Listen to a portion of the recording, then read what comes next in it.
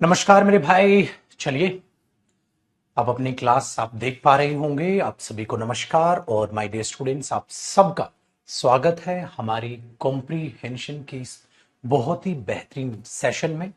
और आज की अगर हम बात करें तो हमारी कॉम्प्रीहेंशन क्लास नंबर 6 है हमारी, माय डियर स्टूडेंट्स। ये क्लास नंबर की अगर हम बात करें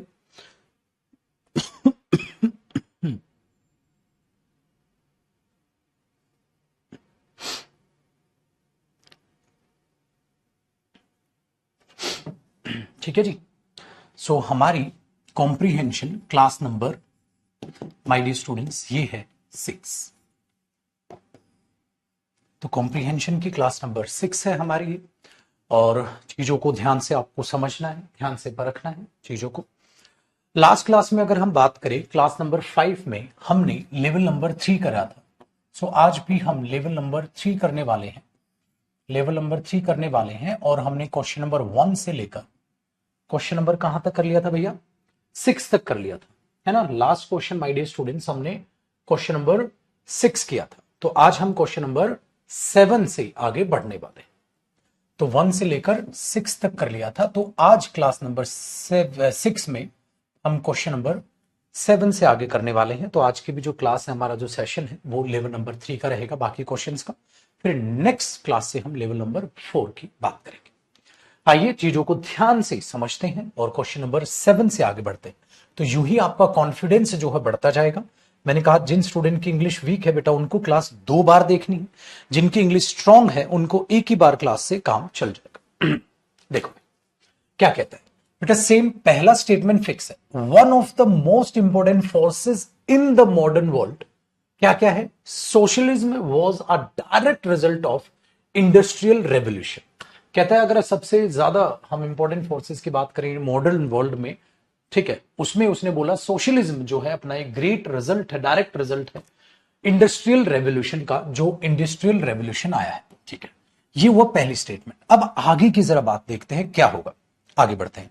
कहता है तो socialism was a direct challenge to capitalism and sought to put an end to such an exploitative economic structure. तो इसमें सोशलिज्म के बारे में बात की। The gulf between the haves and the have not, क्या है भैया? Continued to increase and out of this gap between the rich and poor sprang dispute. तो रिच और पुअर के बीच में भैया डिस्प्यूट पैदा हुआ। आगे देखते हैं। इट जनरेटेड न्यू वेल्थ, इस चीज ने एक नई वेल्थ जनरेट कर दी। किस चीज ने भाई? किस चीज ने? सोशलिज्म ने। उसके लिए आया होगा ये। इट, या सोशलिज्म नहीं तो इंडस्ट्रियल रेवोल्यूशन की बात कर रहा होगा। क्या है? तो it generated new wealth, but as this new wealth only went to a minority, it could not solve the question of distribution. इससे क्वेश्चन ऑफ डिस्ट्रीब्यूशन सॉल्व नहीं हो जाता कि अमीर को क्या मिल रहा है और गरीब को क्या मिल रहा है। आगे बढ़ते हैं। The industrial revolution solve the question of production. Industrial revolution ने क्वेश्चन जो है हमारा प्रोडक्शन का, प्रोडक्शन करने का जो सवाल है वो सॉल्व कर दिया। क्यों? क्योंकि इंडस्ट्री आ गई तो प्रोडक्शन बढ़ गया। सो जो इंडस्ट्रियल रेवोल्यूशन है उसने प्रॉब्लम सॉल्व कर दी। अब आपको अगर बहुत तगड़ी हिंट मिली तो वो यही मिली बेटा कि भैया मेरे पहली स्टेटमेंट में बात की गई है, इंडस्ट्रियल रेवोल्यूशन को डेफिनेशन दी गई है, बताया है। किसको बताया गया है? कि सोशलिज्म जो है was a direct result of the industrial revolution। Industrial revolution का सोशलिज्म डायरेक्ट एक रिजल्ट है। The industrial revolution solve the question of production, उसने क्वेश्चन ऑफ प्रोडक्शन एकदम से सॉल्व कर दिया। तो हमारे दिमाग में जो सबसे पहले आया कि सर इसके बाद, क्योंकि इसमें सोशलिज्म का जिक्र किया गया बेटा, was a direct challenge to capitalism and sought put end exploitative economic structure. इसमें बात की है कि जो हैव और हैव नॉट्स का जो गैप बन रहा है अमीर गरीब में, उसकी बात की गई है।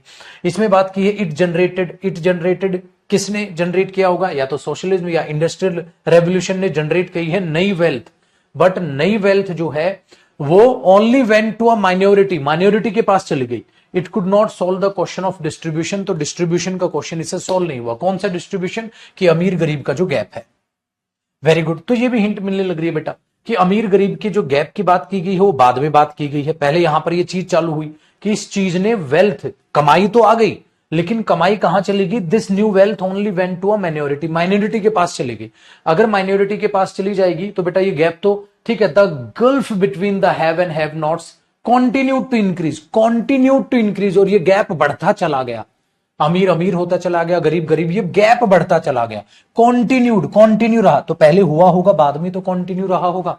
एक और तगड़ी हिंट है कि आर और जो है क्यू में अगर देखोगे तो आर के बाद ही कहीं ना कहीं क्यू आएगा, पहले तो नहीं आएगा। आर के बाद ही कहीं ना कहीं क्यू आएगा, तो आर और क्यू में तगड़ा लिंक बन रहा है बेटा। एक बन रहा है कि ये स्टार्टिंग लग रहा है सर इंडस्ट्रियल रेवोल्यूशन की, अगर उसने बात की है आगे, तो ये चीज हमें लग रही है कि आर और क्यू एक साथ है, और सर आर एस से स्टार्टिंग है, तो एस से स्टार्टिंग है, आर क्यू एक साथ है। एस से स्टार्टिंग है, आर क्यू एक साथ नहीं है। एस से स्टार्टिंग नहीं है, तो ये नहीं है, ये नहीं है, ये नहीं है, तो ये हुआ। अब ये पत्थर की लकीर तो पेपर में बना नहीं बेटा, एक बार इसको पढ़ के देख लेते हैं। देखो भैया कहता है मोस्ट इंपोर्टेंट, अगर मॉडर्न वर्ल्ड में देखें तो सोशलिज्म एक डायरेक्ट रिजल्ट है इंडस्ट्रियल रेवोल्यूशन का। इंडस्ट्रियल रेवोल्यूशन जो है उसने प्रोडक्शन का चीजें समस्या ही हटा दी है, उसने नई नई वेल्थ जनरेट की है। इसका मतलब ये इसके लिए था, नई वेल्थ जनरेट की है जो कहां चलेगी? माइनॉरिटी के पास ज्यादा चलेगी। माइनॉरिटी के पास ज्यादा चली गई तो डिफरेंस जो अमीर गरीब का है वो बढ़ गया। फिर सोशलिज्म एक डायरेक्ट चैलेंज है कैपिटलाइज करने का और put an end to such an exploitative economic structure. इतना गंदा जो इकोनॉमिक स्ट्रक्चर तैयार हो गया है उसको खत्म करना है हमने बेटा। इतना गंदा एक्सप्लोटिव इकोनॉमिक स्ट्रक्चर तैयार हुआ है, तो एक बात बताओ, ये स्ट्रक्चर कहां तैयार हुआ? यहां तैयार हुआ। ये अमीरी गरीब का जो माइनॉरिटी का गैप बता रहे हैं, तो इसके बाद ही तो ये चीज आएगी। एक और हिंट थी कि भाई पी जो है इसके बाद ही तो आएगा, तो ये पक्का हमने सही चुना है। ये चीज होती है भैया आसान, ये चीज है आसान, तो पक्का हमने जो चुना है वो सही चुना है बेटा, हमने जो चुना है वो सही चुना है। ठीक है। अब कई बच्चों को जैसे आर लग गया ओपनिंग, सर आर ओपनिंग नहीं बेटा, ये इट आया ही इंडस्ट्रियल रेवोल्यूशन, तो नाउन पहले आएगा, बाद में ही तो प्रोनाउन आएगा। इंडस्ट्रियल रेवोल्यूशन ने नई नई वेल्थ जनरेट की है, लेकिन वो वेल्थ किसके पास चली गई? माइनॉरिटी के पास चली गई, तो वो गैप इकट्ठा हो गया। तो गैप कब होगा? जब वो माइनॉरिटी के पास जाएगी, तो पहले वही आएगा वर्ड, सेंटेंस। चलो सर आगे देखते। क्वेश्चन नंबर 8, इसमें भी बाद में मैंने ना इस जो है आपकी पीडीएफ में भी इजी क्वेश्चन डाले बाद में। S1 जो आपको इस पीडीएफ के होमवर्क क्वेश्चंस दूंगा ना, वो इजी डाले हैं बाद में। देखो क्वेश्चन नंबर 8 की बात करते हैं बेटा। अब बात करते हैं क्वेश्चन नंबर 8 की। 8 में क्या कहता है ध्यान दीजिएगा। Gandhi ji reached Newcastle पहुंचे वो and took charge of the agitation, और चार्ज ले लिया। भैया पहली चीज हुई। अब देखो during the course of the march, जो उन्होंने मार्च की, गांधी जी वॉज अरेस्टेड, 2 बार वो अरेस्ट हुए, ठीक है, फिर रिलीज हुए, arrested a third time and sent to jail, तीसरी बार अरेस्ट हुए और जेल भेज दिए गए। ठीक है, तो एकदम मार्च का जिक्र हो रहा है भाई, यहां तो बस हम उन्होंने बोला वहां गए थे बस वो। ठीक है, अब आगे देखो, द एम्प्लॉयर्स, ठीक है, रिटेलाइज्ड। अब ध्यान से सुनना, बात हो रही है यहां एम्प्लॉयर मतलब जो कोई कंपनी है उनकी अगर बात, ओनर्स की बात कर रहे हैं। बाई कटिंग ऑफ वाटर, पानी काट रहे थे, इलेक्ट्रिसिटी काट रहे थे, वर्कर्स क्वार्टर्स की, जो वर्कर्स क्वार्टर में रहते थे ना उनका पानी काट देते थे, लाइट काट देते थे, thus forcing them to leave their home, और उनको फोर्स कर रहे थे कि वो घर छोड़ के भाग जाए। कुछ हुआ होगा। Gandhi ji decided to march, उन्होंने मार्च करने का डिसाइड किया। अब एक बात बताओ बेटा, यहां मार्च करने का डिसाइड हुआ है और यहां जब वो मार्च कर रहे थे तो वो अरेस्ट हुए थे। तो अब जरा लॉजिक समझो इस चीज का, अब जरा लॉजिक समझो। क्या वो मार्च करने से पहले ही अरेस्ट हो जाएंगे बेटा? क्या वो मार्च करने से पहले ही अरेस्ट हो जाएंगे?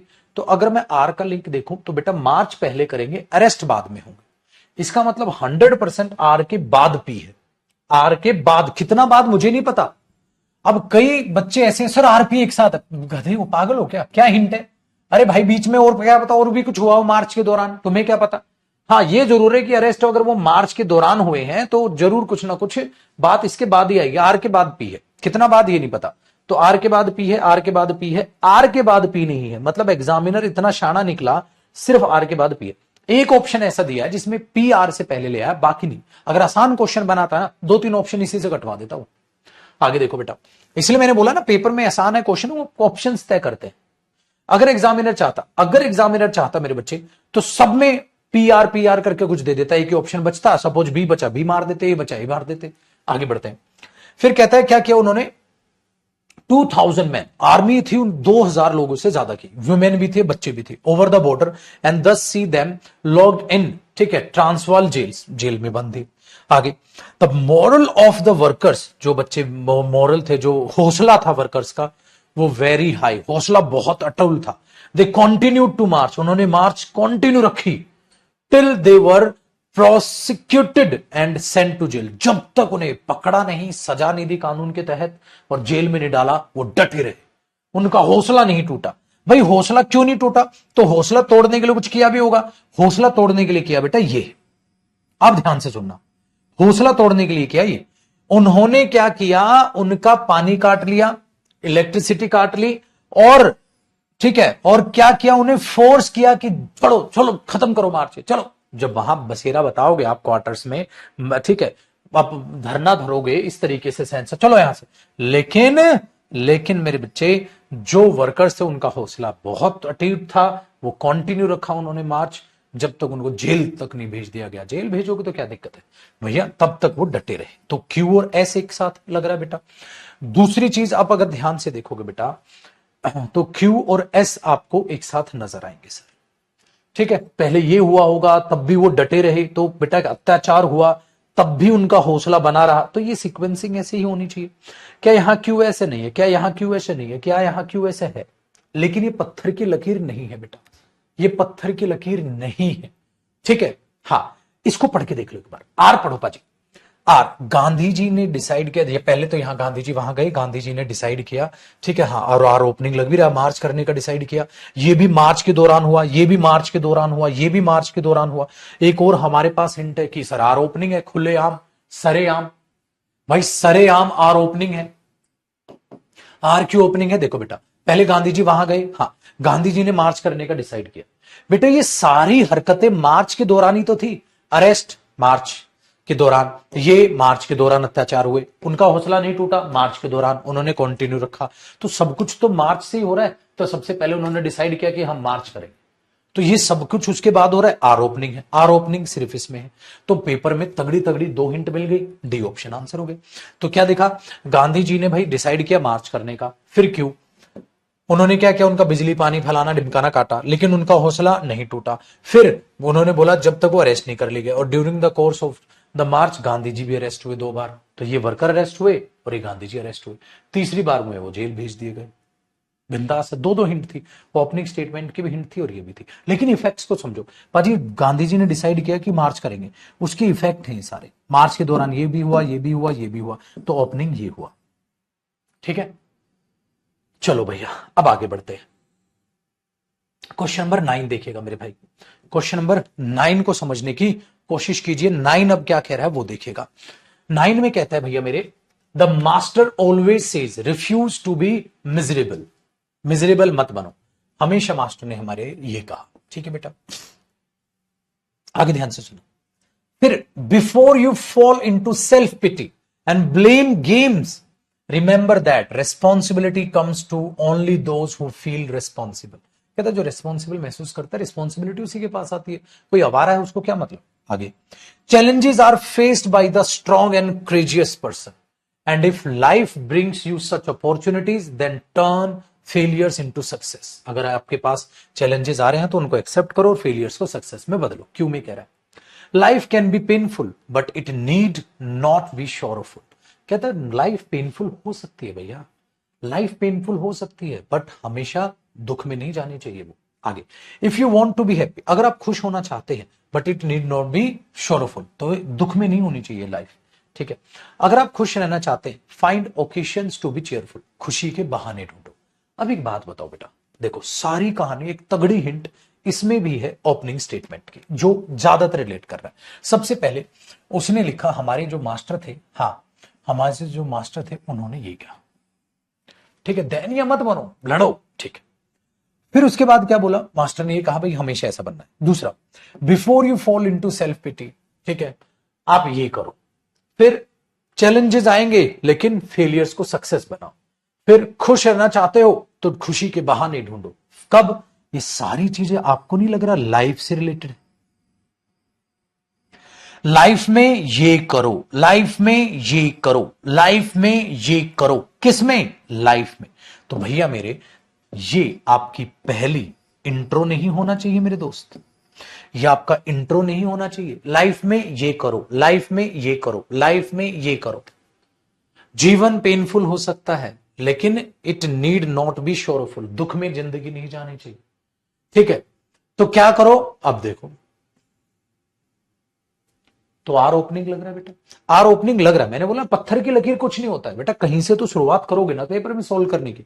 अगर आर ओपनिंग लग रहा है तो आपके हिसाब से ये भी गलत और ये भी गलत, ये सही हो सकता है। अब पढ़ो बेटा, आर के बाद क्यू, आर के बाद एस। आर, लाइफ ऐसी ऐसी हो सकती है, ठीक है। क्यू, चैलेंजेस आएंगे, स्ट्रॉन्ग और क्रेजियस आपको बनाएंगे। If life brings you such opportunities, अगर इस तरह की अपॉर्चुनिटीज लाइफ आपके पास लाती है तो अपने फेलियर्स को सफलता में बदलो। तो भैया ये भी बात है, लाइफ में क्या क्या होगा, तो सर ये भी बात लाइफ से रिलेटेड है और ये भी बात लाइफ से रिलेटेड है कि चैलेंजेस जो आएंगे आपको, challenges are faced by strong and courageous person, ठीक है। हाँ, तो हमने क्या देखा, if life brings you such opportunities, अगर लाइफ में आपके पास ऐसी चीजें आती हैं, हाँ, then turn failures into success, तो फेलियर्स को सफलता में बदलो। लाइफ में क्या क्या आ सकता है, लाइफ पेनफुल हो सकती है, लाइफ शोरफुल नहीं होनी चाहिए, लाइफ में चैलेंजेस आ सकते हैं, और इस तरह की एक्टिविटी, सच अपॉर्चुनिटीज आती हैं तो अपनी फेलियर्स को सफलता में बदलो। तो बेटा ये और ये तो रिलेट लग रहा है। आर के बाद S, if you want to be happy find occasions to be cheerful. अगर बेटा ये तो लाइफ से रिलेटेड बात थी, लाइफ में क्या क्या हो सकता है, ये हो सकता है, ये नहीं होना चाहिए, ये हो सकता है, अगर ऐसा होता है तो ये बदलो, तो ये भी लाइफ से रिलेटेड बात थी और ये भी हमारी लाइफ से रिलेटेड बात थी। तो हमारे हिसाब से आर और क्यू ज्यादा रिलेट किया। अब उसको फिर से पढ़ के देख लो बेटा, फिर भगवान नहीं हो आप, और फिर भगवान नहीं हो आप, और ना ये पत्थर की लकीर है। एक बार पूरा पढ़ना पड़ेगा बेटा, पैराग्राफ पूरा पढ़ोगे तो आपके पास, क्योंकि 3-4 बार तो पेपर में पढ़ ही चुके होगे, तो फुर्ती से पढ़ लेना फाइनल। आर, लाइफ ये हो सकती है, लाइफ दुखी में नहीं होनी चाहिए। क्यों, चैलेंजेस आएंगे स्ट्रॉन्ग, और लेकिन लाइफ में हमेशा ऐसी अपॉर्चुनिटीज मिले तो सफलता हासिल करो। S, if you want to be happy, अगर खुश रहना चाहते हो तो अपना चेयरफुल रहो हमेशा। P, before you fall into self pity, अगर कुछ आए तो ठीक है, एंड ब्लेम गेम्स, तो याद रखना एक बात, रेस्पॉन्सिबिलिटी उन तक आती है जो रिस्पॉन्सिबल समझते हैं अपने आप को। दुख आए तो हमेशा इस बात को याद रखिएगा। तो बेटा ये भी लाइफ से रिलेटेड बात थी, ये भी लाइफ से रिलेटेड बात थी। फिर इसमें कहा, अगर आप खुश रहना चाहते हो खुशी के बहाने ढूंढो, अगर कभी कभी दुख आए तो ये बात याद रखना, रिस्पॉन्सिबिलिटी उनके पास आती है जो रिस्पॉन्सिबल होते हैं। तो बेटा यही तकलीफ थी। फिर this is the art of right contact in life, ऐसे ही आपको लाइफ जीनी चाहिए। ये एंड कर दिया, ऐसे ही आपको लाइफ जीनी चाहिए। कैसे जीनी चाहिए, ऐसे ऐसे ऐसे ऐसे। तो लाइफ ऐसी हो सकती है, लाइफ ऐसी हो सकती है, आपको ये करना चाहिए, आपको ये करना चाहिए, ये है कला लाइफ जीने की। भैया करेक्ट ऑप्शन हिंट होती है। अच्छा फिर से एक और बात मैं बात बताऊं, एक और बात में, और मैं ये मान के चल रहा हूं मेरे बच्चे कि आप एक पढ़े लिखे बच्चे हैं, आप एक पढ़े लिखे स्टूडेंट हैं, मैं ये मान के चल रहा हूं। आपने बोला सडनली ये बात क्यों कह रहे हो गुरुजी? कई बच्चों के दिमाग में एक कीड़ा होता है जो कभी नहीं जाता। वो कीड़ा क्या होता है? गुरुजी इतना सारा पढ़ूंगा तो पेपर में टाइम नहीं लग जाएगा? मैंने बोला बिल्कुल लग जाएगा। किस बेवकूफ ने कहा पेपर में टाइम नहीं लगेगा? बिल्कुल लगेगा टाइम। तो गुरुजी फिर पेपर कैसे पूरा होगा? पेपर पूरा करने से पूरा होगा। भाई मेरे कौन सी नौकरी की तैयारी कर रहे हो तू, वो भी तो देख। अगर आप एक चपरासी लेवल की नौकरी की तैयारी कर रहे हो तो इजी पैराजंबल आएंगे। आपको बनना इंस्पेक्टर है, आपको जाना डिफेंस में है, जॉब आपको तगड़ी चाहिए तो तगड़े पैराजंबल आएंगे। तो प्रैक्टिस। मेरे पुत्र आज आपकी पैराजंबल की 6ठी क्लास है, आप 6ठी क्लास में चाहते हो शक्तिमान बन जाओ? अब बेवकूफ आदमी है तू। कम से कम बोल रहा हूं 150 पैराजंबल प्रैक्टिस करो कम से कम। जब 150 पैराजंबल प्रैक्टिस कर लोगे तो मेरे पुत्र एक बात बता, हमने 30 के करीब कर लिए होंगे पैराजंबल, अब तक 40 कर लिए होंगे। अरे पगले, जब 40 के करीब पैराजंबल करके तेरा कॉन्फिडेंस बढ़ रहा है तो सोच 150 प्लस पैराजंबल कर लेगा तो तेरी स्पीड, तेरी एक्यूरेसी, तेरा कॉन्फिडेंस, तेरा रिवीजन कितना आगे जा चुका होगा, तब जाके पेपर निकलेगा। तो एक बेवकूफ स्टूडेंट, ये गधा क्या सोच रहा है कि 40 क्वेश्चन किए और साला आज मैं इसका पेपर ले रहा हूं, ले सीजीएल का मेंस का पेपर कर, साला कर पेपर ही। अबे पागल है क्या तू? 150 क्वेश्चन प्रीवियस, मतलब 150 क्वेश्चन पैराजंबल के प्रैक्टिस करेगा, उसके बाद मॉक टेस्ट लगाएगा। भाई आगे चल के आपने जीवन में मॉक टेस्ट भी लगाने, मॉक टेस्ट लगाओगे कम से कम मरे से मरे 30 एक मॉक टेस्ट भी लगा लोगे इंग्लिश के, उनमें भी पैराजंबल्स आएंगे। फिर तू बेवकूफ प्री का पेपर देने जाएगा, प्री में हल्के पैराजंबल बहुत आराम से होंगे, प्री के बाद मेंस आएगा तब तक और भी पैराजंबल प्रैक्टिस कर चुका होगा। हाँ यहां पर मेरे पुत्र तू मेंस का पेपर देने जाएगा तब तक तू पैराजंबल का बाप बन चुका होगा। मुझे ये पैराजंबल सोल्व करना होता मुझे इतनी देर नहीं लगती, मैं तो इसको पढ़ता, मुझे तो इतना आसान लग रहा था, सिंपल सी चीज है। यहां कहता है ये बनो, हाँ लाइफ ऐसी हो, मेरे को तो पढ़ते पढ़ते पता चल रहा है लाइफ में ये फेस करना है, ये लाइफ से रिलेटेड बात है, ये लाइफ से रिलेटेड बात है, आर और क्यू एक साथ है, आर और क्यू ये रहा एक साथ, हाँ और उसके आर क्यू और किसी के एक साथ नहीं, डी आप आंसर ही आ गया था, मेरा तो आंसर ही आ गया था। फिर प्रैक्टिस। आप क्या सोच रहे हो बेटा कि 6 क्लास के बाद मैं तुम्हें मेंस में भेज रहा हूं, आज ही तुम्हारे हाथ में ठीक है बंदूक दे दी, चला, वे पागल है। ऐसा तो एक सोल्जर जिस दिन निशाना लगा रहा होता है, निशाना ठीक नहीं लगेगा, उसका ट्रेनिंग चल रही हो रही है, जब उसकी ट्रेनिंग चल रही होती है बोलेगा सरदार मैं कैसे लड़ूंगा, मेरे से तो निशाना 3-4 बार एक बार लग रहे, इतने में तो कोई मार देगा। और दूसरा वो हंस रहा होगा, अरे बेवकूफ लड़ाई कब लड़नी है, तब तक तो पता नहीं तो कितने चीजें सीख चुका होगा। समझ आइए, समझ में आई बात? तो ये बेवकूफपना मत करो, ठीक है। अच्छा दूसरी बात बताता हूं बेटा, पहले दूसरी चीज एक और बच्चों को बताता हूं, ये बात मैंने शायद लास्ट क्लास में बताई थी। कई बच्चों को लगता है सर आर के बाद एस भी तो हो सकता है, बिल्कुल हो सकता है, किसने मना किया? फिर आप वही गड़बड़ कर रहे हो बेटा, आप सीक्वेंसिंग खराब कर रहे हो। सीक्वेंसिंग क्या है कि आपने एक लाइफ के बारे में, लाइफ ऐसी हो सकती है, लाइफ ऐसी हो सकती है, लाइफ में आपके पास चैलेंजेस आ सकते हैं, और लाइफ अगर ऐसा कुछ लाए तो तैयार रहो, लड़ो। तो बेटा लाइफ कैसी कैसी हो सकती है इसमें और इसमें बताया, फिर लाइफ में कैसे लड़ोगे इनमें बताया, तो सीक्वेंसिंग खराब हो जाएगी।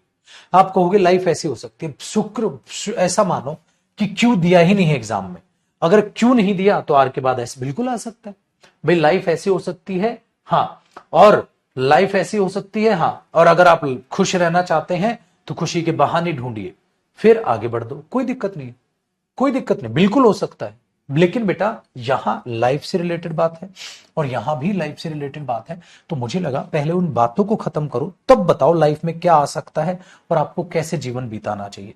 तो वो चीज आप दिमाग में रखियो, ऐसा नहीं है, ऐसा नहीं है कि मेरे बच्चे सीक्वेंसिंग जो लिखी गई है वही हो, ऐसा भी हो सकता है कि सीक्वेंसिंग उससे अलग हो, जरूरी नहीं है, लेकिन सिस्टमेटिक तरीका क्या है।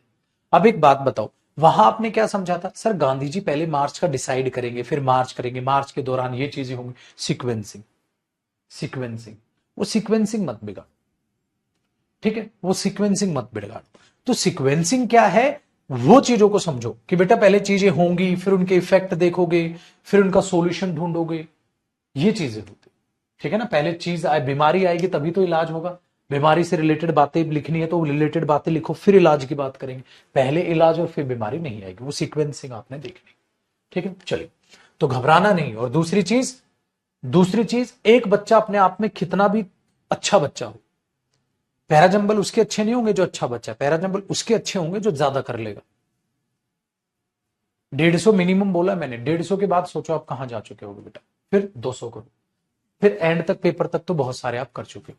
चलिए इनको समझिए। चलो क्वेश्चन नंबर 10 अब ट्राई कीजिए बेटा एक बार।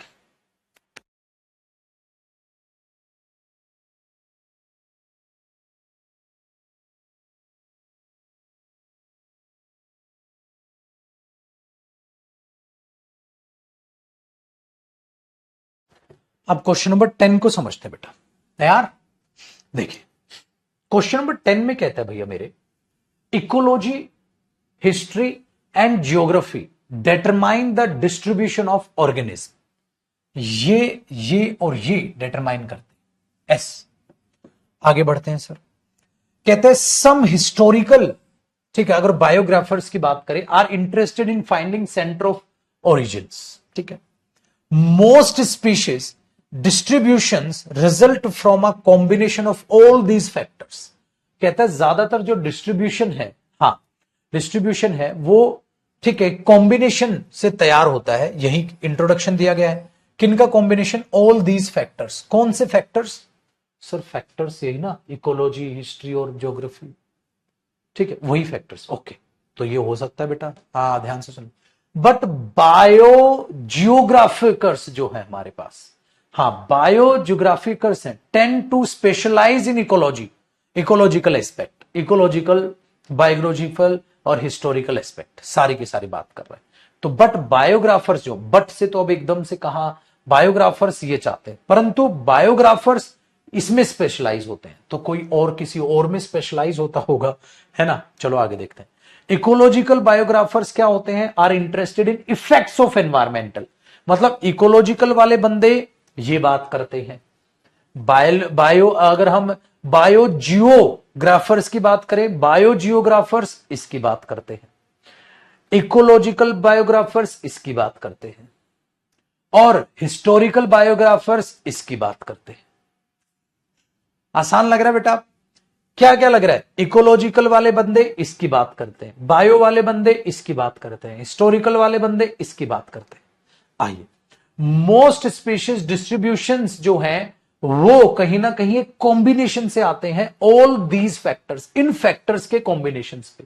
बेटा कौन से फैक्टर्स? सर ये वाले फैक्टर्स। इसका मतलब ओपनिंग, ये तो तीनों भाई भाई हो गए भाई, ये बात करते हैं, ये बात करते हैं, और ये बात करते हैं, तो तीनों तो भाई भाई हो गए, मतलब पी आर और एस ये भाई भाई हो गए। तीनों में एक ही मुद्दे पे बात है, एक ही मुद्दे पे है। ये क्या करते हैं, ठीक है, ये क्या करते हैं और ये क्या करते हैं, तो ये क्या करते हैं, ये क्या करते हैं और ये क्या करते हैं, इसमें ये बात हुई। लेकिन बेटा अगर आप ध्यान से देखोगे, यहां इसी का जिक्र हुआ, इकोलॉजी, हिस्टोरी और ज्योग्राफी डिटरमाइन करती है the distribution of organism, organism का वो डिस्ट्रीब्यूशन तैयार करती है। मोस्ट स्पीशीज जो डिस्ट्रीब्यूशन है आगे ना, वो रिजल्ट होते हैं, वो आते हैं इन्हीं से, इन्हीं फैक्टर्स से, इन्हीं के फैक्टर्स के कॉम्बिनेशन से। कौन से कॉम्बिनेशन है फैक्टर्स के? इन तीनों के। क्या है कॉम्बिनेशन? ये और ये।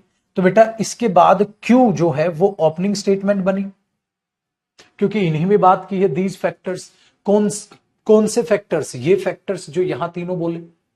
कौन सा डिस्ट्रीब्यूशन का ये कॉम्बिनेशन? ये रहा सर, डिस्ट्रीब्यूशन का जो रिजल्ट है, ये जो डिस्ट्रीब्यूशन है वो इन्हीं फैक्टर से पैदा होता है। कैसे कैसे पैदा होता है? ऐसे पैदा होता है, ऐसे पैदा होता है, ऐसे पैदा होता है। अब समझो पूरे का पूरा अब समझो पूरा का पूरा, अब समझो पूरी की पूरी भाषा को, ठीक है। दोबारा देखो क्या कहा, इकोलॉजी, हिस्ट्री और ज्योग्राफी, ये तीन फैक्टर ऐसे हैं जो डिटरमाइन करते हैं एक डिस्ट्रीब्यूशन ऑर्गेनिज्म का। तीन ऐसे फैक्टर है बेटा।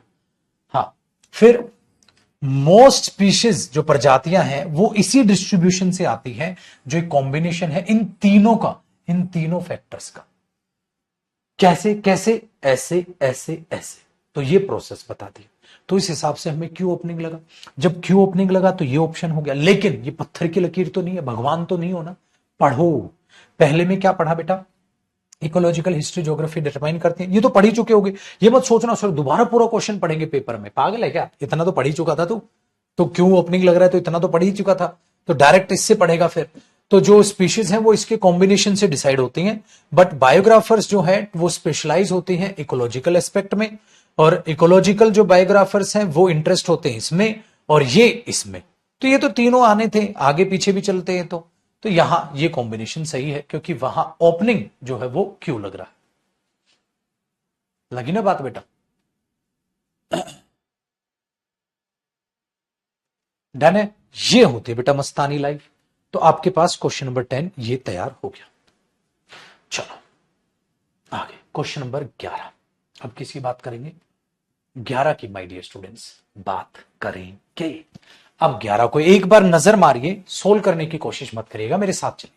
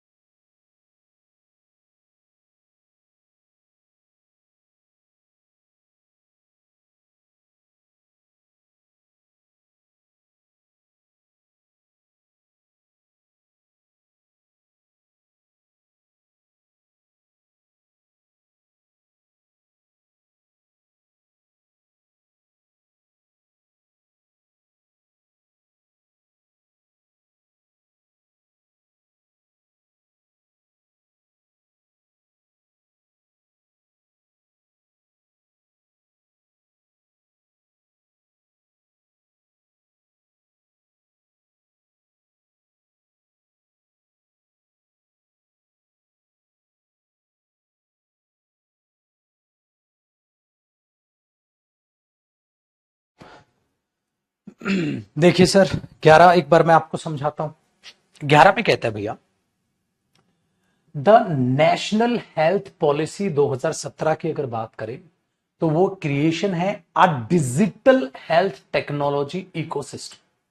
ठीक है, तो आपने बोल दिया ओके सर। तो यहां बात हो रही है नेशनल हेल्थ पॉलिसी की, जो एक क्रिएशन है अपने आप में डिजिटल हेल्थ टेक्नोलॉजी इकोसिस्टम के। आगे बढ़े। आयुष्मान भारत जो है कंप्राइजेज ट्विन मिशंस उन्होंने किए, set to transform the nation #39 health system. एकदम से जिक्र हो, पता नहीं क्या। दिस विल क्या चीज पता नहीं सर, कुछ होगा। दिस विल ऑल्सो, ठीक है, foster a linkage across public and private health care. आगे, द पॉलिसी एम्स, उस पॉलिसी का एम है, कौन सी पॉलिसी, कौन सी पॉलिसी, ये रही द नेशनल हेल्थ पॉलिसी जो है। द पॉलिसी, इस पॉलिसी का एम है, बेटा रिलेट हो रहा है, हेलो भाई साहब, हेलो, रिलेट हो रहा है, रिलेट हो रहा है। इस पॉलिसी का एम है डेवलप करना एक इंटीग्रेटेड हेल्थ इंफॉर्मेशन सिस्टम जो सर्व करे ऑल स्टेक होल्डर्स और इंप्रूव करे एफिशिएंसी और ट्रांसपेरेंसी को। इस पॉलिसी का एम, हाँ। This will be carried out, ये चीज कंटिन्यू की जाएगी by operationalism. Firstly 1.5 lakh health wellness centres पे ऑफर करेंगे प्रिवेंटिव एंड प्राइमरी केयर। बेटा वो तो बाद की बात है, लेकिन हिंट मिली, ध्यान दो।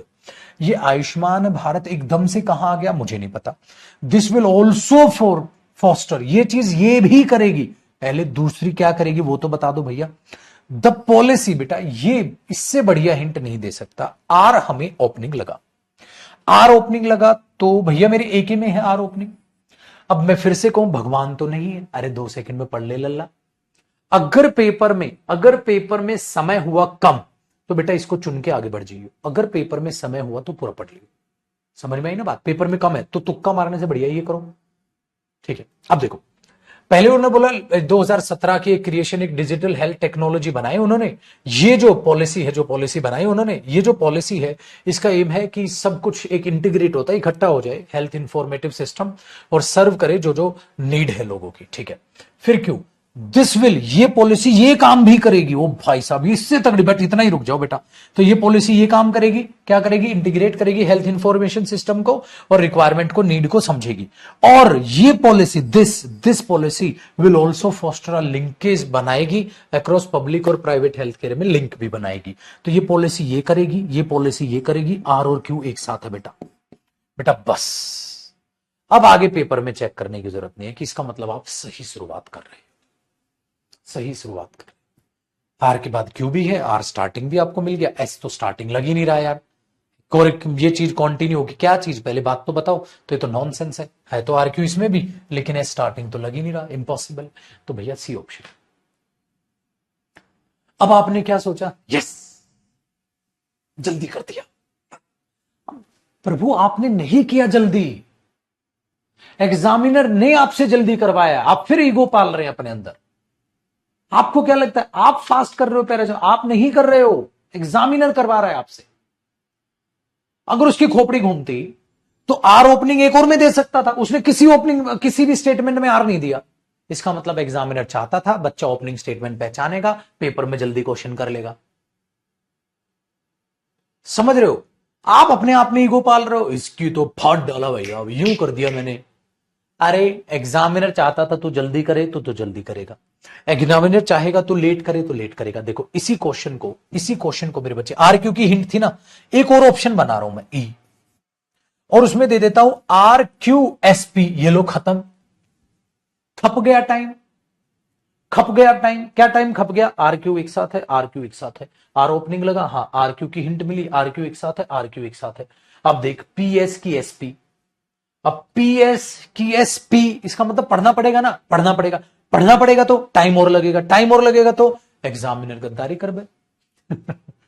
एग्जामिनर है वो देवता है हमारा, वो चाहेगा पैराजंबल जल्दी तो जल्दी होगा, वो चाहेगा लेट तो लेट होगा, वो चाहेगा प्री लेवल तो प्री लेवल बनेगा, चाहेगा मेंस लेवल तो मेंस लेवल बनेगा, चाहेगा टफ तो टफ। बाहर जब गेट से बाहर आप निकलोगे तो आप कहोगे ना सर मुश्किल थे पैराजंबल से, कोई गेट के बाहर सर आसान थे।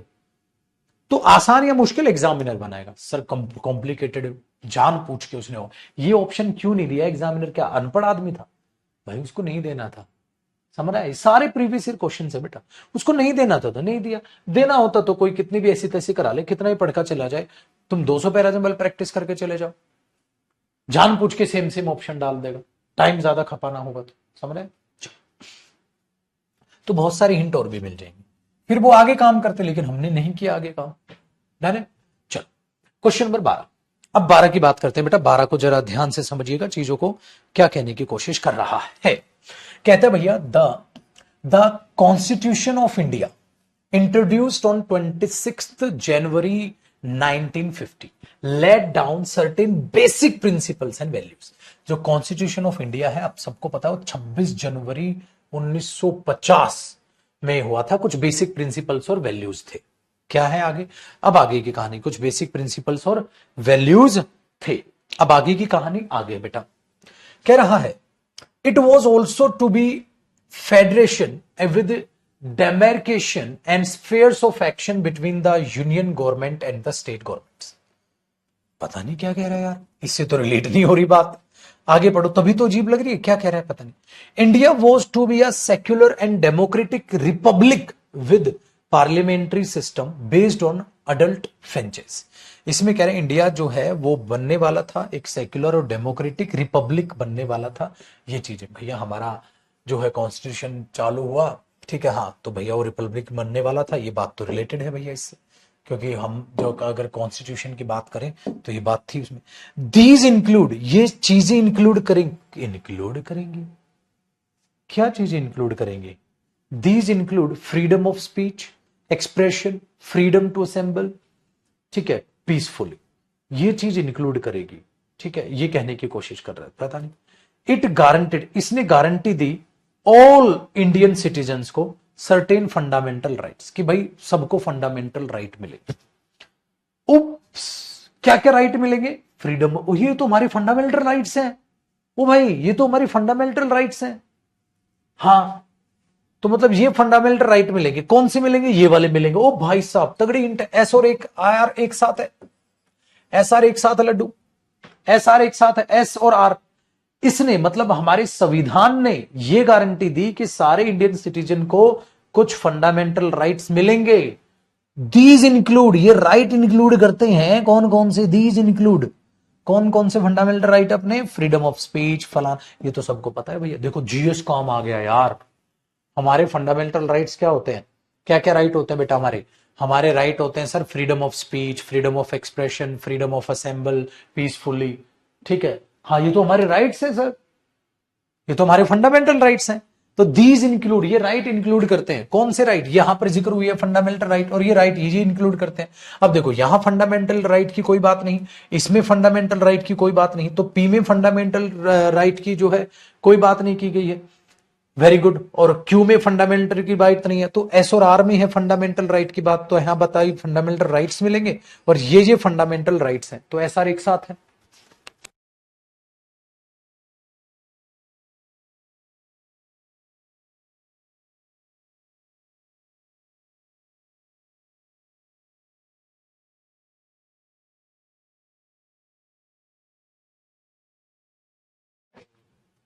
ठीक ठीक ठीक ठीक।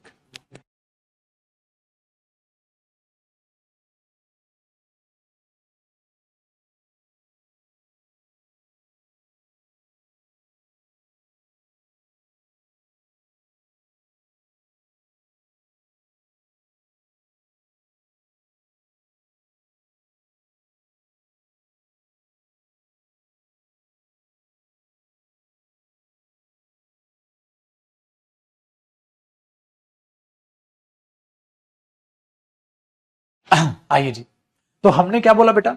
हमने बोला सर ये तगड़ी हिंट है, तो बेटा ये तगड़ी हिंट है एस और आर की, तो एस आर आएगा। ठीक ठीक ठीक, चलिए आइए वापसी आते बेटे क्लास में। तो एस आर आएगा, एस आर यहां नहीं है, एस आर यहां नहीं है, एस आर यहां नहीं है, एस आर यहां है, पहला ही आंसर खत्म। सर इससे तगड़ी हिंट अगर आप नहीं पकड़ोगे, एग्जामिनर बोले भाई क्या प्रैक्टिस की है फिर तूने पैराजंबल की, इतनी बढ़िया हिंट नहीं पकड़ पाया तू। तो आपकी नॉर्मल नॉलेज भी काम आती है। भैया हमारे फंडामेंटल राइट्स हैं और फंडामेंटल राइट्स का यहां जिक्र हुआ है और ये हमारे फंडामेंटल राइट गिनवा रहा है, दोनों एक साथ हैं, एसआर एक साथ है, एसआर एक साथ है, इससे तगड़ी हिंट कोई नहीं हो सकती, तो मत जाओ वहां। ठीक है, हिंट होने को तो बेटा मैं कोई भी ढूंढ दूंगा यहां से फिर दोबारा से, पर ढूंढना क्यों भैया, सही है ना। चलो क्वेश्चन नंबर 13 देखो, क्वेश्चन नंबर 13 को अब अच्छे से समझिएगा। क्वेश्चन नंबर 13 मेहरबान कदरदान आप सभी के सामने क्वेश्चन नंबर 13 पेश कर रहा हूं, जरा गौर फरमाइएगा। 13 में कहता है ethics is a branch of philosophy, ethics जो है एक ब्रांच है फिलॉसफी की, concern with the distinction between right and wrong, कि हमारा क्या सही है क्या गलत है, the ultimate worth of actions और थिंग्स। ठीक है बेटा, अगली क्लास में ना मैं आपसे प्रीवियस ईयर क्वेश्चंस कराऊं, तो मैंने इतने मुश्किल क्वेश्चंस आपको समझा दिए, आप प्रीवियस ईयर क्वेश्चंस को देख के करोगे आथू, कहते हैं सर इतने आसान आते हैं। बिल्कुल, ये जो क्वेश्चंस है ना, ये प्रीवियस ईयर एग्जाम्स के सबसे टफेस्ट क्वेश्चन है और बहुत पुराने पुराने एग्जाम्स में से भी। आप बोलोगे ये क्यों आपने सर गद्दारी कर दी हमारे साथ, बेटा प्रैक्टिस कराने का मतलब है, मैंने ऐसा नहीं इजी क्वेश्चंस आपसे प्रैक्टिस नहीं कराए, इजी भी तो कराए जब आप कूदे कूदे घूम रहे थे, जब लेवल 1 और 2 कराया तो तुम कूदे कूदे घूम रहे थे, जी जी जी जी जी। जो लेवल 1 और 2 है वही एग्जाम है, अगर एग्जाम टफेस्ट आया तो लेवल 3 पे जाएगा। इसलिए जब मैं आपको प्रीवियस ईयर क्वेश्चंस कराऊंगा, ठीक है, जब मैं आपको प्रीवियस ईयर क्वेश्चंस कराऊंगा, अगली क्लास में शायद प्रीवियस ईयर क्वेश्चन हम उठाएंगे, आप बोलोगे आथू, बिल्कुल जो नीचे लिखे हुए क्वेश्चन कराऊंगा, ये सीपीओ का है, ये ठीक है सीजीएल मेंस का है, ये सीएचएसएल मेंस का है, ये एमटीएस का है, ये जो आपका सीडीएस का लिखे हुए कराऊंगा, और आप यूं यूं क्वेश्चंस को सॉल्व करो। मुश्किल क्वेश्चंस करने का ये फायदा होता है। तो अभी तुम्हारी कमर तोड़ रहा हूं थोड़ा सा लेवल 3 में, इसके बाद प्रीवियस ईयर क्वेश्चन पे आएंगे, और लेवल 4, फिर लेवल 4 एक अलग टाइप के क्वेश्चन है जिसमें एक ही सेंटेंस को ब्रेक किया जाता है, फिर वो करेंगे। ठीक है तो अब तगड़े लेवल पे आपको मजा आएगा, तो अभी पिस लो, वहां मजा आएगा। चलो बेटा इसको जरा समझने की कोशिश करते हैं। वापसी हमारे पास क्या कहते हैं, कहते हैं जो एथिक्स है is a branch of philosophy की ब्रांच है वो, concern with the distinction between right and wrong, right क्या सही है क्या गलत है एथिकली वो बात करते हैं। ठीक है, आगे देखिए, फॉर मेनी फिलोसफर्स, कई फिलोसफर्स के लिए only human are the moral agents हैं, being capable of acting morally, और इमोरली जो एक्ट कर सकते हैं वो इंसान ही है। ठीक है, हाँ आगे क्यों में कहता है भैया, एनवायरमेंटल एथिक्स जो है वो पूछता है हमारी मॉरल रिलेशनशिप बिटवीन ह्यूमन और वर्ल्ड अराउंड अस, जो एनवायरमेंटल एथिक्स हमारा होता है वो इसके बारे में बात करता है। एथिक्स जो है evaluated the relationship rules principles और कोडेड दैट रिक्वायर्ड और फॉरबिड सर्टेन, एथिक्स जो बात करता है ना वो ये बात करता है। ठीक है, अरे यार ये भी एथिक्स के बारे में बात है, एथिक्स क्या क्या करता है, ये तो एनवायरमेंटल एथिक्स क्या करता है उसकी बात है, ये तो एथिक्स का एक टाइप हो गया। एथिक्स एवेलुएट करता है रिलेशनशिप रूल्स प्रिंसिपल्स, ठीक है, जो रिक्वायर्ड है, फॉरबिड सर्टेन कंडक्ट, कुछ काम को रोकने के लिए। Value is a measure of the worth of something, यह वैल्यू की बात कर रहा है, सडनली पता नहीं क्या बात कर रहा है। चलो ये तो बात रिलेट नहीं है, तो बेटा इससे रिलेटेड यही तो स्टेटमेंट निकल के आ रही है। एथिक्स अपने आप में क्या है, एथिक्स की यहां डेफिनेशन है, एथिक्स अपने आप में ब्रांच है फिलॉसफी की जो कंसर्न करती है, ठीक है, सही और गलत के बीच। फिर उसने बोला एथिक्स इवेल्युएट करता है रिलेशन, एथिक्स क्या करता है, एथिक्स की डेफिनेशन, एथिक्स क्या करता है बेटा, ये उसके बारे में तो बात नहीं है, अलग वैल्यू बात हो रही है, यहाँ वैल्यू की बात कर रहा है, यहाँ एनवायरमेंटल एथिक्स की बात कर रहा है, यहाँ कह रहा है मैनी फिलोसफर्स ये कहते हैं, वो जो भी बात हो भैया, लेकिन इससे रिलेटेड तो ये है। तो आर ओपनिंग लग रहा है, आर ओपनिंग बेटा इसमें भी है और आर ओपनिंग इसमें भी है, इसमें नहीं है इसमें नहीं है, दो ऑप्शन। अच्छा एक बात बताओ, फिर से कर दिया ना, अगर एग्जामिनर आपका ठीक है प्यारा दोस्त होता तो एक ही ऑप्शन में देता ठीक है, एक ही ऑप्शन में देता, अगर एक ही ऑप्शन में देता तो काम नहीं चल जाता हमारा, ठीक है, काम नहीं चल जाता। फिर आगे देखते हैं, कहता है मेरे बच्चे, हाँ देखो, value is a measure of worth of something but values can be either, देखो बेटा, अब जो ये वैल्यूज की बात हो रही है, ना इसमें हो रही है ना इसमें हो रही है ना इसमें हो रही है, तो इसका मतलब ये एंडिंग होगा भाई, ध्यान जाने की बात है। और इसमें बट वैल्यूज ये, तो ये एंडिंग लग रहा है, तो ये एस एंडिंग लग रहा है, उसमें तो एस एंडिंग नहीं है, तो मुझे ए ऑप्शन लगा। ठीक है, अब ए ऑप्शन लगा तो पढ़ के देख लो, भगवान तो है नहीं हम। चलो, एथिक्स एक ब्रांच है फिलोसफी की जो सही और गलत के बारे में फर्क बताता है। एथिक्स इवेल्युएट करता है रिलेशनशिप रूल्स और प्रिंसिपल्स, ठीक है जी। क्यों, एनवायरमेंटल एथिक्स क्या करता है, वो ये चीज करता है। P, for many philosophers only human जो है वो एजेंट है जो सही और गलत को समझता है। वैल्यूज एक अपने आप में वर्थ है किसी भी चीज की, बट वैल्यूज ये नहीं हो सकती। तो ये तो बिल्कुल ठीक है भैया। क्यों? क्योंकि इसमें एथिक्स की बात है, इसमें एनवायरमेंटल एथिक्स की बात है, और कुछ फिलोसफर्स क्या सोचते हैं वो, इसमें वैल्यूज की बात है इन दोनों में। तो यहां एथिक्स की बात है, इसमें वैल्यूज की बात है। तो इसका मतलब हमने ऑप्शन नंबर ए सही सोचा, सटीक सोचा, मस्त सोचा। तो ये चीज हमारे पास निकल के आ जाती है। तो बताओ बेटा, कोई दिक्कत बा? कोई दिक्कत बा? नहीं ना? अब हमारे पास देखो, अब मैंने क्या किया है, अब आगे क्वेश्चन नंबर 14, एक लास्ट क्वेश्चन मैं करा रहा हूं। फिर मैंने क्या किया, 14 के बाद इजी क्वेश्चंस डाल दिए। क्यों? क्योंकि मुझे होमवर्क देने थे। अब देखो आपको ओले ले ले ले ले ओले प्याले प्याले छोटे छोटे क्वेश्चन देखो, छोटे छोटे क्वेश्चन देखो। अब इजी क्वेश्चन से बेटा आगे देखो, इजी क्वेश्चन मस्तानी लाइफ दिख गए, इजी क्वेश्चन। क्योंकि 14 से आपको देना था होमवर्क, अब आपको सारे क्वेश्चन इजी लगे। 30 क्वेश्चन है बेटा, नीचे आते जाओगे आपको इजी क्वेश्चन नजर आता है। ये इजी क्वेश्चन डाल देख रहे हो, आप नीचे आते जाओगे माय डियर स्टूडेंट्स, आपको ये इजी क्वेश्चन देख रहे हो, जान पूछ के 30 क्वेश्चन है बेटा इसमें। जान पूछ के मैंने इजी क्वेश्चंस बाद में कर दिए, क्योंकि मुझे पता था मुझे पहले मुश्किल मुश्किल क्वेश्चन नंबर 14 तक कराने। 14 भी मुश्किल नहीं है, 13 क्वेश्चन मैंने मुश्किल डाले थे। अब क्वेश्चन नंबर 14 से आसान क्वेश्चन है, देखना क्वेश्चन नंबर 14 आप अपने आप बना लोगे। क्वेश्चन नंबर 14 आप अपने आप बना लोगे, इसके बाद आप इजी क्वेश्चंस के सामना करोगे। क्वेश्चन नंबर 14 देखिएगा माय डियर स्टूडेंट्स, 14 में क्या कहता है, 14 में क्या कहता है, 14 में कहता है बेटा, अर्बनाइजेशन जो है इंडिया में has become an important and, ठीक है, इरिवर्सिबल प्रोसेस बन चुकी है जिसको बदला नहीं जा सकता। ठीक है, क्या बन चुकी है? अर्बनाइजेशन पहली चीज, पहली चीज है अर्बनाइजेशन बन चुकी है। आगे देखते हैं। हाँ ध्यान से, द 2030 डेवलपमेंट अगर एजेंडा देखें हम यूनाइटेड नेशंस का, has emphasised the role of sustainable cities for making cities exclusive, safe और रिलेशनेंट एंड सस्टेनेबल। अब ये बात इससे कहां रिलेट कर रही है? कहां तुम यूएस में घुस गए, कहां तुम यूनाइटेड नेशंस में घुस गए, बात ही नहीं। आगे बढ़ो। दिस शोज, ये चीज शो करती है that India is in midst of transition from a pyramidically rural to, ठीक है। अब आपने बोला यार इंडिया इससे ये बन रही है, ये चीज शो करती है, तो हमें देखा यार क्या ये तो ये भी इससे रिलेट नहीं कर रहा। अच्छा, the process of urbanisation has been characterised by a dramatic increase in the number of large cities. अगर आपको प्रोसेस अर्बेनाइजेशन की देखनी है तो वो दिखती है क्योंकि हमारे पास नंबर ऑफ लार्ज सिटी बढ़ रही है। भैया ये हो सकता है, ये हो सकता है, ठीक है, ये हो सकता है। आगे बढ़िए, इसके बाद ये पढ़ के देखो, it is an important determinant of national economic growth and poverty reduction. अपने आप में ये एक बहुत ही इंपॉर्टेंट डिटर्मिनेंट है national economic growth and poverty reduction का। कौन? अर्बेनाइजेशन। तो भैया मेरी एस भी इससे रिलेट कर सकता है, एस भी इससे रिलेट कर सकता है। तो यार इससे एस भी रिलेट कर सकता है, इससे आर भी रिलेट कर सकता है। फंस गए, क्योंकि ओपनिंग स्टेटमेंट बेटा ये भी, क्योंकि इट भी किसके लिए आया है? इट भी आया है, अर्बेनाइजेशन जो है इंडिया में वो एक बहुत ही इरिवर्सिबल प्रोसेस बन चुकी है। हाँ, लेकिन the process of urbanisation has been characterised by a dramatic increase in the number of large cities. वो देख सकते हैं process number of large cities में आप देख सकते हैं, लेकिन आर भी लग रहा है और कहो तो बेटा एस भी लग रहा है। It is an important determinant, ये अपने आप में इंपॉर्टेंट डिटर्मिनेंट है इस चीज का। ठीक है, एक सेकेंड ओके।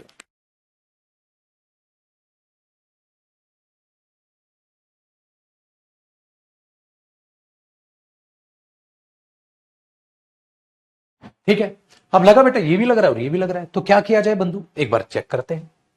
देखो बेटा, दिस शोज, ये शो करता है इंडिया ने, बेटा ये चीज तो नहीं पक्का रिलेट कर रही, और द 2030 ये तो भैया एकदम से आ ही नहीं रहा। तो ये दो ऑप्शन तो बिल्कुल हुए इररेलीवेंट। अब पेपर में दो ऑप्शन दिख गए आपको, अब जो ज्यादा लगे बेटा वो पढ़ के देख लो। आपको लग रहा है सर मुझे तो आर ज्यादा लग रहा है, तो चांस ले लो पेपर में। ठीक है, हाँ हाँ, तो क्या लिखो अब देखो, फिर अगर एंडिंग देखने की कोशिश करें, as per the census of India 2011 the urban population is increasing rapidly. अगर हम सेंसस की बात करें इंडिया में तो बेटा देखो यहां इसकी एंडिंग है पी और इसकी एंडिंग भी है पी, दोनों की एंडिंग पी ही है, दोनों की एंडिंग पी है। तो पी में क्या कहता है ये, तो 2030 में अगर हम एजेंडा को समझे तो ये है, और एज पर सेंसस इंडिया में समझे तो अर्बन पॉपुलेशन इंक्रीज हो रही है। तो ये तो दोनों एक साथ दे गया, ये तो दोनों एक साथ है, उसने अगर बदल देता तो एग्जामिनर हिंट देता, देखो फिर से मुश्किल बना गया। अब पढ़ लो यार, चलो डेफिनेशन पढ़ते हैं। पहले डी पढ़ते हैं बेटा। अर्बेनाइजेशन इंडिया में बढ़ता जा रहा है, बन चुका है एक इरिवर्सिबल प्रोसेस और इंपॉर्टेंट प्रोसेस बन चुका है। फिर the process of urbanisation has been characterised by a dramatic increase, number of cities में इंक्रीज हुई है, ठीक है, नंबर ऑफ लार्ज सिटीज बढ़ी है। अगर मैं फिर आगे क्यों पढ़ूं, दिस शो, ये शो करता है कि इंडिया एक मिडेस्ट ऑफ ट्रांसिशन है, सो पीरियोडोमेटिकली और रूलर टू, ठीक है, सोसाइटी वो बन चुकी है, इंडिया में ऐसा हो चुका है। ये इसके बाद ये कह रहा है, ठीक है, ये चीज शो करती है, देखते हैं। उसके बाद कह रहा है S, it is an important determinant of national economical growth. अब इसके बाद ये डायरेक्ट रिलेट कैसे करेगा बेटा, भाई क्यों के बाद आप एस पढ़ो और फिर एस के बाद पी पढ़ो। अब एस के बाद पी 2030 डेवलपमेंट ये कहती है, तो अब जरा ध्यान से सुनना बेटा, वो फ्लो नहीं बन पाया रीडिंग का। एक बार सी पढ़ के देखो, मैंने बोला अर्बेनाइजेशन इंडिया में एक इंपॉर्टेंट और वो चीज बन चुकी है, हाँ इट इज एन इंपॉर्टेंट, यहां पर भी इंट्रोडक्शन है, एक इंपॉर्टेंट डिटरमिनेंट बन चुका है हमारी नेशनल इकोनॉमिक ग्रोथ का और पॉवर्टी रिडक्शन का। कौन, अर्बेनाइजेशन। अर्बेनाइजेशन एक इंपॉर्टेंट डिटरमिनेंट बन चुका है हमारी नेशनल इकोनॉमिक ग्रोथ, हमारी इकोनॉमिक ग्रोथ हो रही है और इसकी वजह से हमारी गरीबी घट रही है। Or the process of urbanisation has been characterised by a dramatic increase in the number of large cities. इसकी प्रोसेस देखी जा सकती है कि जो लार्ज सिटीज हैं वो बढ़ रही हैं। क्यों, दिस शोज, ये शो करता है, आर क्यू तो खैर दोनों में ही है, ये शो करता है कि इंडिया अपने आप में ट्रांजिशन में, ठीक है, अपने आप में ट्रांजिशन में, ठीक है, इंडिया अपने आप में क्या कर रही है। तो बेटा अब एक बात बताओ, सिर्फ ये था कि अगर मैं एस को एकदम सडनली क्यू के बाद लेके आऊंगा तो आर और क्यू तो दोनों में एक साथ है, मैं बोल पा रहा हूं, ठीक है, लेकिन बेटा अगर मैं एस को इधर कुदा रहा हूं, एस के बाद पी पढ़ रहा हूं, तो एस के बाद पी कैसे रिलेट करेगा। एक नेशनल इकोनॉमिक ग्रोथ और गरीबी हटाने में इसने मदद की है, ठीक है, 2030 का जो एजेंडा है यूनाइटेड स्टेट्स का, ये कहने लग रहा है। तो यहां क्या होगा, ये इट आया है इसके लिए, तो इस नाउन के लिए जो प्रोनाउन है मैं बीच में कहां फिट करूंगा। अगर मैं एस को, आर को स्टार्टिंग लेके चल लूं, जो कि हो सकता है, कोई दिक्कत नहीं है, लेकिन बेटा मैं एस को बीच में कहां फिट करूंगा, क्योंकि एस जो बात है वो बात कर रहा है urbanisation, it is an important determinant, ये इंपॉर्टेंट डिटरमिनेंट है। कौन कौन, अर्बनाइजेशन, अर्बनाइजेशन की बात हो रही है, तो मैं इसको कहां फिट करूंगा, सडनली मैं एस को बीच में कहां फिट करूंगा। तो हमारे पास ये यही ठीक है, क्योंकि ये भी अर्बनाइजेशन की बात कर रहा है, ये भी अर्बनाइजेशन की बात कर रहा है। तो आप अगर इसको ले लोगे तो बीच में जो इसके लिए आ रहा है, इसको कहां फिट करोगे आप, इसको कहां फिट करोगे। तो ये चीज याद रखिए दिमाग में कि ये भी इसी की बात कर रहा है। पहले उसने क्या समझाया, अर्बनाइजेशन इंडिया में क्या बन चुका है, एक इंपॉर्टेंट और इरिवर्सिबल प्रोसेस बन चुका है, और अर्बनाइजेशन अपने आप में एक इंपॉर्टेंट डिटरमिनेंट है हमारी नेशनल इकोनॉमिक ग्रोथ का। उसके बाद उस प्रोसेस को आगे बताया, द प्रोसेस ऑफ अर्बनाइजेशन, और अर्बनाइजेशन की प्रोसेस ये बन चुकी है। तो बेटा ये भी अर्बनाइजेशन की डेफिनेशन है, ये भी अर्बनाइजेशन की डेफिनेशन है। फिर उसकी प्रोसेस को समझाया कि इसकी प्रोसेस बढ़ती जा रही है क्योंकि नंबर ऑफ सिटीज बढ़ती जा रही है। फिर आपने बताया कि ये चीज ये शो करती है, फिर इसके हिसाब से और फिर इसके हिसाब से, इसके हिसाब से क्या है और इसके हिसाब से क्या है, आपने ये बता दिया। तो बेटा ये दोनों ही डेफिनेशन है, एस और आर, ये भी डेफिनेशन है, ये भी डेफिनेशन है। इसमें प्रोसेस को बताया गया लेकिन इसमें डिफाइन किया गया। तो अर्बनाइजेशन क्या बन चुका है, अर्बनाइजेशन क्या है, अर्बनाइजेशन की प्रोसेस बढ़ती जा रही है। तो बेटा ये भी डेफिनेशन, ये भी डेफिनेशन, तो एग्जामिनर ने ये दिया था बस। तो भैया ये चीज है, देखो क्या प्रोसेस क्या करे बेटे ये, लेकिन इट बीच में मैं कहां फिट करूंगा, यहां क्यू के बाद एस कहां फिट करूंगा। इसलिए मैंने कहा पत्थर की लकीर मत बनाना है कभी चीजों को। आर ओपनिंग लग रहा है, ठीक है लग रहा है, लेकिन बेटा आर तो किसी में भी ओपनिंग नहीं है, लेकिन भैया एस ओपनिंग भी तो लग रहा है क्योंकि इट भी इसके लिए आया है। दो मेरे पास ऑप्शन थे तो दोनों ऑप्शन पढ़ने, ठीक है। चलो ये क्वेश्चन नंबर 14 था। अब 15 से आप कर लीजिएगा इसको, पीडीएफ को मैं अपलोड करा दूंगा लेवल नंबर 3 की। 15 से आप चीजों को कैरी कर लीजिएगा। लेवल नंबर 3 की अगर हम बात करें तो नेक्स्ट सेशन में जो हम करेंगे वो प्रीवियस ईयर क्वेश्चंस करेंगे, फिर लास्ट में मैं आपको कराऊंगा my dear student, question number 15 से आपके लिए होमवर्क रहेगा। नेक्स्ट सेशन हमारा पीवाईक्यू प्रीवियस ईयर क्वेश्चंस का रहेगा, अगले 2 सेशन कम से कम। उसके बाद सबसे लास्ट में मैं एक लेवल 4 कराऊंगा। लेवल 4 बेसिकली लेवल 4 नहीं है, वो लेवल 4 है, वो डिफरेंट टाइप के पैराजम्बल्स जिसमें एक ही सेंटेंस को ब्रेक करेगा। और एक ही सेंटेंस को आपको मेक करना होगा, एक सेंटेंस बनाना होगा। वो डिफरेंट टाइप के पैराजंबल्स होते हैं, ठीक, उनको सबसे लास्ट में करेंगे, लेकिन पहले इसी टाइप के पैराजंबल आए हुए पीवाईक्यू कल हम स्टार्ट कर देंगे। पीवाईक्यू कल हम स्टार्ट कर देंगे, ठीक है, ये ध्यान रखिएगा ताकि आपका कॉन्फिडेंस बढ़ जाए। चलिए बाय बाय, टेक केयर, खुश रहिए, आबाद रहिए, मस्त रहिए, तंदुरुस्त रहिए। मिलते हैं अगले सेशन में, यानी कि कॉम्प्रिहेंशन की क्लास नंबर 7। और जब तक सेम क्वेश्चंस को दोबारा रिवाइज करना है और कुछ नहीं करना बेटा, सेम क्वेश्चंस को दोबारा रिवाइज करना है, ठीक है भैया। चलिए bye bye, take care, thank you, जय।